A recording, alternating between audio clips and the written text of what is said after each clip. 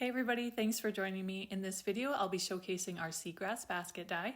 I'll show you a couple of different ways of assembling it. There's the quick and easy way where you just layer the two pieces together, no weaving, or there's the traditional way in which the die was actually designed to be used, in which we will be weaving together the two pieces. And then I'll show you a couple of different project ideas. We'll create a gift card holder and also an easel card. So first, let's take a look at the die. There's two pieces. The larger pieces here make up the basket. There's a handle, and then there's a cute little label that you can stamp a sentiment on to add to the front of the basket. So I have die cut the basket from white cardstock, and I'm going to start off by sponging these pieces. I have two of each of the main basket pieces cut from the white. So I'm just going to do some ink blending on these pieces to give them a nice basket reddish brown tone to them. I'm going to be using oxide inks in Rusty Hinge, Crackling Campfire, and Ground Espresso. So our ink blending is finished and we can go ahead and assemble our baskets. Like I mentioned, I'm going to show you two different ways. I'm going to show you the cheater way or the woven way. So we'll do the cheater way first. If you don't want to weave the basket together, that's okay. You don't have to do that. You can just take the easy way out and layer the pieces. So basically the pieces go together like this. They overlap. One of the pieces has a connecting tab at the bottom where all the strips are connected, and the other one has loose for weaving. So if you don't want to weave, just go ahead and take the piece that has the strips connected at the bottom and fold along the scored tab along the bottom. And fold that tab to the back side. Then we're just going to take this piece with the free strips and stack it so that those strips are tucked along that folded edge. So we're just going to add some adhesive to this piece where the pieces overlap, so we can just stack those, fold that tab to the back side, and that's all there is to it. And then you can just go ahead and attach the handle. No weaving, just stack the pieces, glue them together, and you have a cute little basket. For our second basket, we're going to actually weave the two pieces together. So again, you have one with the strips free at the bottom and one with the tabbed connector at the bottom. So once again, the pieces eventually, once they're woven together, we want them to end up like this. So our handle goes up here at the top. Okay, so we're going to take those pieces and we're going to turn them upside down so the top of the basket now is kind of pointing towards us.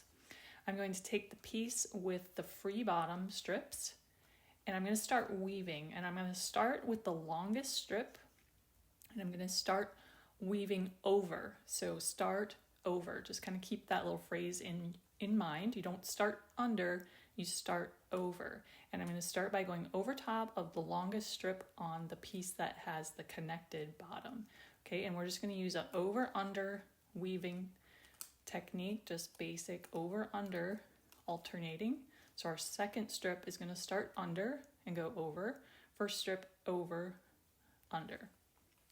And you're going to want to weave things together. Weave all the strips as the pieces start coming together. Don't try to weave one piece and then go back and weave in the rest. That's going to be a little problematic.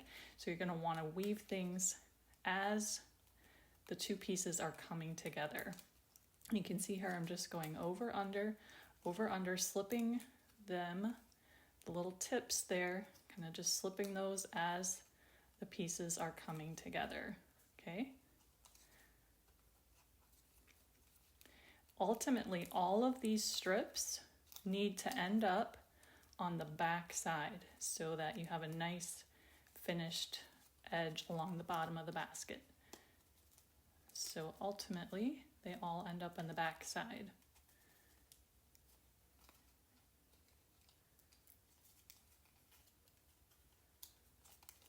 Okay, and we're just going to keep going. So once I have all of these points, see how they're all on the back side, but my basket isn't really together all the way quite yet. But once you get them all to the back side, what I do is flip it over to the back side, and then you can just kind of start tugging on these strips. So ultimately, this point right here, you want it to end up right here where that scored line is from the tab at the bottom. This point should line up with this point right here, and this corner here should line up with this point here. So that's the ultimate goal. So I can flip it around to the back side and then just start tugging on the strips and kind of moving them, nudging them into place. So I can actually just kind of pull that piece there and just kind of adjust things, nudging, moving, just kind of getting them into place. And I can flip it around to the front side again as well, and then just kind of adjust and move, kind of slide these into place. There are some scored lines on the piece that has the tab connected at the bottom. There are some scored lines. They're probably really hard to see on camera, but those are kind of a little guide to actually ultimately show you where those strips should end up. Okay, so you can look at the back side here. We're a little bit crooked, and you can keep further adjusting if you want to. I mean, if you want to have it perfect, but it doesn't need to be perfect either. It still looks really good. Okay, so then once our strips are all even and in place at the bottom, what we are going to do is take this bottom tab, fold it on that scored line, okay, and fold it to the back side.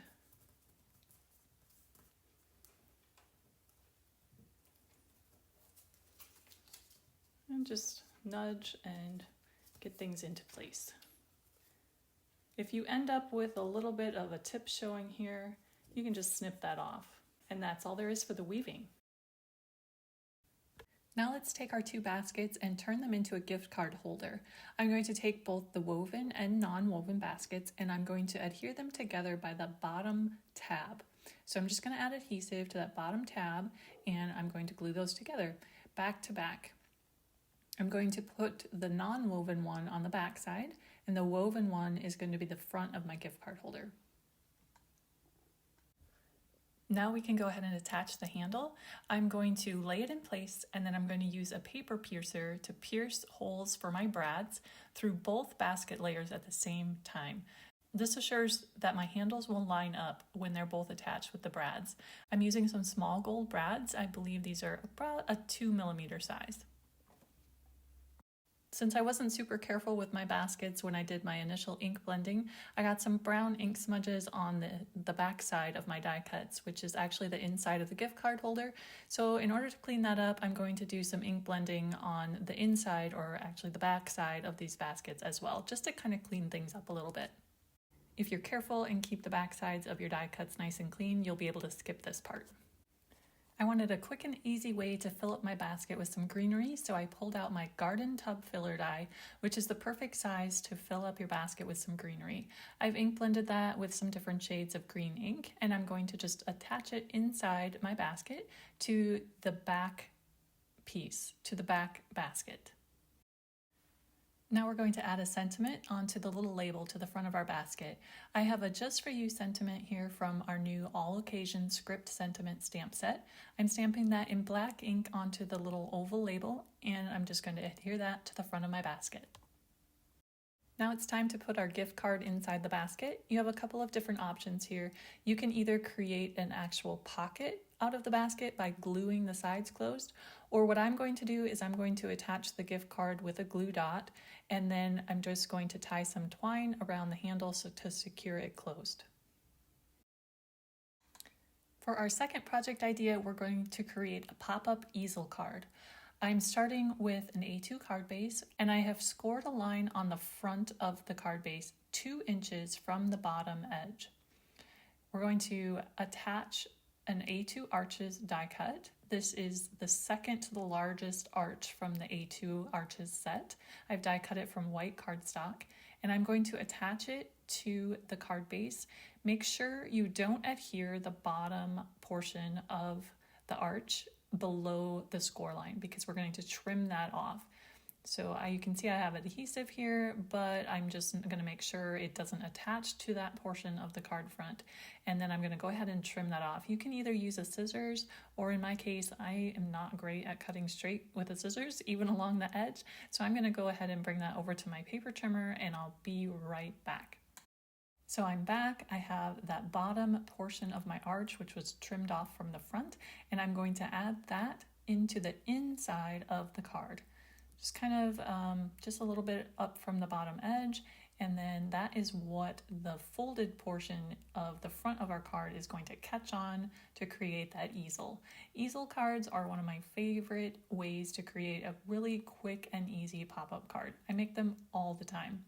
So then we're going to just attach our basket. I have another basket here which I've assembled off camera in the same way that I showed you earlier in this video. I also have another garden tub filler die cut put inside my basket to fill that up, and we're going to attach that to the front of our card now, only on the lower portion of the card front, below that score line. So make sure you're only putting adhesive on that bottom below the score line so that your basket is free to pop up and your greenery and so forth are not attached to the area above the score line. Otherwise, your card will not pop up. That's all I have for you today. I hope you enjoyed this video and this introduction to our Seagrass Basket die. This die will be available from thegreetery.com beginning on February 29 at 10 a.m. Eastern Time.